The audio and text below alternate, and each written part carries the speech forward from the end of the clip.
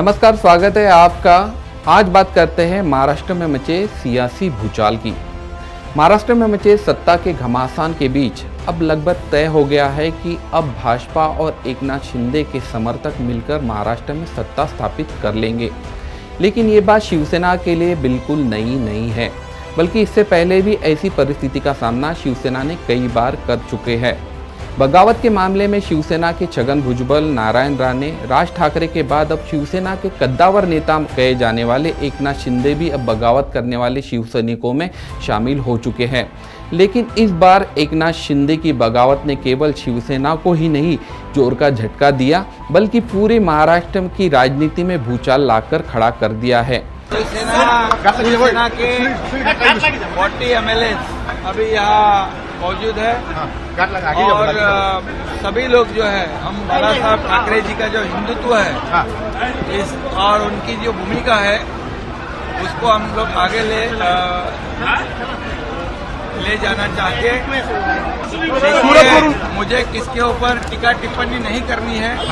मुझे इतना ही बात है कि जो शिवसेना के MLA हैं आज यहाँ मौजूद है और बाला साहब की जो हिंदुत्व की बात है उसे हम लोग।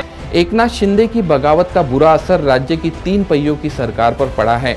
भले ही फिलहाल ये सत्ता के कुछ नेता ये मानने को तैयार नहीं, लेकिन मंगलवार से जो सियासी ड्रामा महाराष्ट्र की राजनीति में शुरू हुआ है उसका अंत यही है कि अब एकनाथ शिंदे भाजपा से अपने समर्थित आमदारों के साथ हाथ मिलाने जा रहे हैं।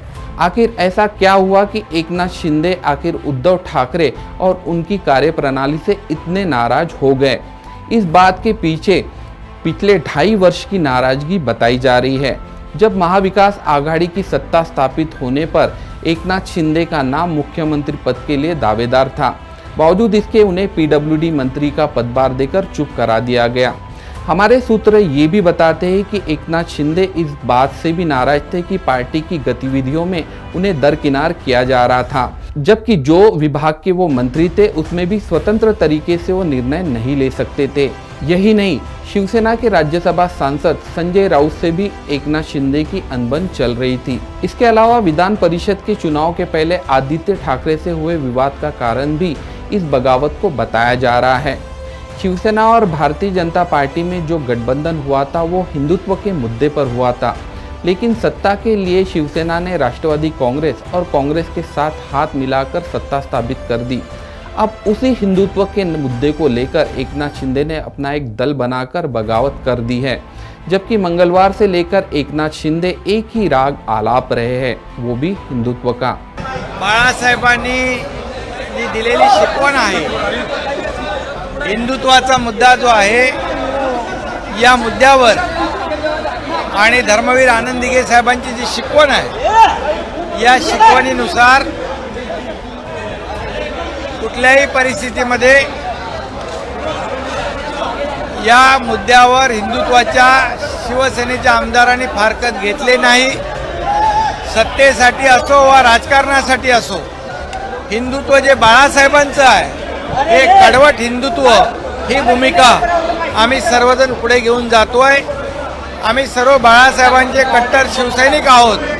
आम्ही शिवसेना सोडलेली नाही, शिवसेना सोडणार नाही, पण बाळासाहेबांचे जे विचार आहेत, बाळासाहेबांची जी भूमिका आहे ती भूमिका घेऊन आम्ही पुढचं राजकारण समाजकारण करणार आहोत। महाराष्ट्र में मचे इस सियासी भूचाल को देखते हुए अब सत्ताधारी नेता भी लगभग अपनी हार मान रहे हैं, जबकि कल तक संजय राउत को विश्वास था कि एकनाथ शिंदे को मना लिया जाएगा और उनकी घर वापसी हो जाएगी। लेकिन शिंदे के तेवर देखकर ऐसा लग रहा है कि वो मानने को तैयार नहीं, जबकि भाजपा के साथ सत्ता बनना अब राज्य में तय माना जा रहा है। गवर्नर साहब को कोरोना हो गया जी, तो थोड़ा सा काम स्लो चल रहा है उनका। सबसे पहले राज्यपाल गवर्नर साहब ठीक होने चाहिए। राज्यपालांना आधी बरं वाटू द्या, मग बघू ना कोणाकडे किती आमदार आहेत काय। एक तुम्हाला मी सांगतो, उगाच तुम्ही फार उतावीळ होऊ नका। आम्हाला पूर्ण खात्री आहे, विश्वास आहे, एकनाथ शिंदे आणि आमचे सगळे लोक परत स्वगृही परत येतील। पण एकनाथ शिंदेंसोबत सध्याचा एक फोटो व्हायरल होतो, ज्याच्यामध्ये बच्चू कडूंसकट एक असू द्या, किती असू द्या, हा आमच्या घरातला विषय आहे. हे सगळे लोक परत आपल्या घरामध्ये येतील. एकनाथ शिंदे असतील किंवा इतर सगळे आमचे सहकारी असतील, त्यांच्याने आमचा चांगला व्यवस्थित संवाद सुरू आहे.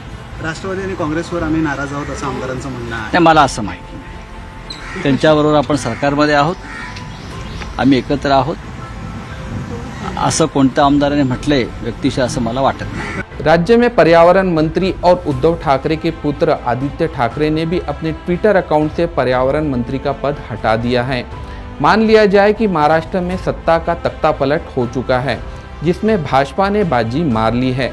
ऐसे में जिस एनसीपी के साथ भाजपा सत्ता बनाने के लिए शुरुआत में प्रयास किया था और इस बात को शिवसेना ने रोका था, वही शिवसेना अपने ही घर को नहीं बचा पाई. ये भी इतिहास शिवसेना के साथ अब जुड़ चुका है. तो आज के इस कार्यक्रम में इतना ही. आपसे फिर मुलाकात होगी किसी नए मुद्दे के साथ. तब तक के लिए नमस्कार.